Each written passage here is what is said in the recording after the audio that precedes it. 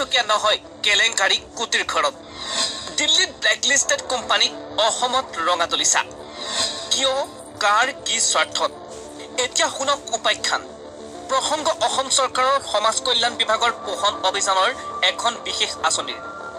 কেন্দ্ৰীয় চৰকাৰৰ আঁচনিৰ অধীনত প্ৰাক্তন মুখ্যমন্ত্ৰী সৰ্বানন্দ সোণোৱাল চৰকাৰৰ দিনত ৰাজ্যৰ প্ৰতিগৰাকী অংগনবাড়ী কৰ্মীক প্ৰদান কৰিছিল একোটাকৈ স্মাৰ্টফোন বিতৰণৰ বাবে দুটাকৈ কোম্পানীয়ে লাভ কৰিছিল চৰকাৰী অনুমোদন গুৱাহাটীৰ কম্পিউটাৰ ৱৰ্ল্ড ছাৰ্ভিচ আৰু নতুন দিল্লীৰ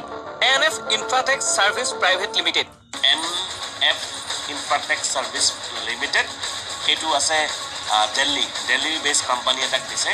অৰ্ডাৰ দিছিলে 43 crores 52,85,907 rupeesৰ আৰু তেওঁলোকক অৰ্ডাৰ দি আছিলে 48,619টা মোবাইল ফোন আৰু তেওঁলোকে মোবাইল ফোন ছাপ্লাই দিছে পেনাছনিক যিটো মোবাইল ফোন কোনো কাৰণত ব্যৱহাৰ নহয় NF ইনফ্ৰাটেকে য'ত 43 কোটি টকাৰ কাম পইছে তেওঁলোকে কোনো ধৰণৰ আৰ্নেষ্ট মানি নিদিয়াকৈ ইয়াত চাব NF Infratech 5/3/2019 Ernest EMD status এক্সাম্পটেড প্ৰকৃতাৰ্থত NF ইনফ্ৰাটেক ছাৰ্ভিচ প্ৰাইভেট লিমিটেডে কি দিলে অংগনবাড়ী কৰ্মীক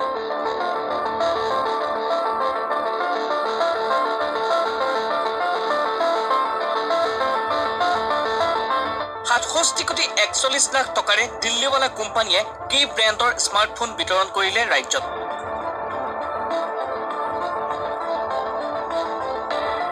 স্মাৰ্টফোনৰ নামত কি পালে অংগনবাড়ী কৰ্মীয়ে সব বেয়া মোবাইল ফোন দিছে কোনো কাৰণ নচলে অংগনবাড়ী ওয়াৰ্কাৰ্ছবিলাকক আপোনালোকে নিজে সৰজমিন তদন্ত কৰি নিজে খবৰ ল'ব পাৰিব কোনো এটা মোবাইল ফোন নচলে সকলোবোৰ ডেড পিস মোবাইল ফোন দিছে আৰু তেওঁলোকে 43 কোটি টকা অসমৰ পৰা আমাৰ ৰাজহুৱা ধন তেওঁলোকে লুটি লৈ গ'ল দিল্লীৱালা কোম্পানীয়ে সোশ্যাল ওয়েলফেয়াৰ ডিপাৰ্টমেণ্টৰ যে টেণ্ডাৰ আছিলে টেণ্ডাৰটোত লিখা আছিলে যে যিকোনো আইটেম যদি তেওঁলোকে ল'ব লাগে সেইটো ব্লেকলিষ্টেড আইটেম হ'ব নালাগিব কিন্তু পেনাছনিক যদি মোবাইল দিছে সেইটো দিল্লী গভৰ্ণমেণ্টে ব্লেকলিষ্ট কৰি থৈছিলে ৰাজ্যৰ অংগনবাড়ী কৰ্মীসকলৰ মাজত বিতৰণ কৰা হৈছিল পেনাছনিক এণ্ড ইলুগা 17 মডেলৰ স্মাৰ্টফোন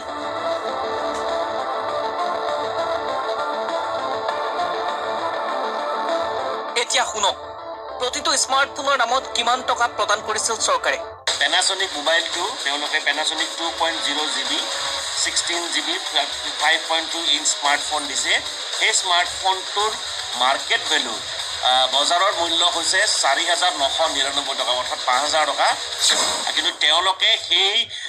মোবাইল ফোনটোৰ মূল্য লৈছে 8,953 টকা 8,953 rupees এতিয়া প্ৰশ্ন হয় ব্লেকলিষ্টেড কোম্পানীক কাৰ আশীৰ্বাদত অসমত ৰঙা দলিচা পাৰি দিয়া হ'ল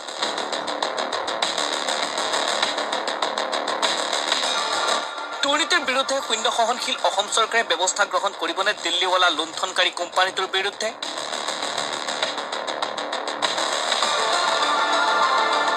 তদন্ত হ'বনে অংগনবাড়ী কৰ্মীৰ স্মাৰ্টফোনৰ নামত অহা টকা হৰলুকি কৰাত সহায় কৰা চৰকাৰী বিষয়া কৰ্মচাৰীৰ বিৰুদ্ধে